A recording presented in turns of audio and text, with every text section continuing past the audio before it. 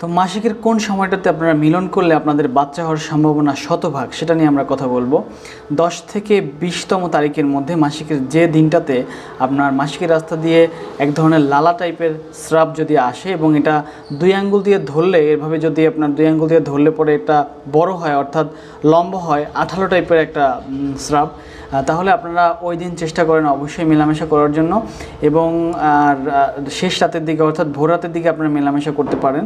এক্ষেত্রে কিন্তু আপনার পসিবিলিটি 100%। এবং চেষ্টা করবেন আপনার সঙ্গীর অর্গাজম যেন হয়, তাহলে কিন্তু আপনার শুক্রাণুর যে আপনার পথটা আছে সেটা কিন্তু ভালো হয়ে যায়, স্মুথ হয়ে যায়। অর্থাৎ সঙ্গীকে আপনার চেষ্টা করেন অবশ্যই আপনার অর্গাজম করানোর জন্য, তাহলে কিন্তু অর্গাজম করিয়ে দিলে কিন্তু আপনার ভেজানার ভিতরের যে পরিবেশটা সেটা কিন্তু পিচ্ছিল হয়ে যাবে এবং স্পার্ম কিন্তু সুন্দরভাবে আপনার জরায়ুর ভিতরে যেতে পারবে এবং গিয়ে কিন্তু নিষিক্ত হতে এটা কিন্তু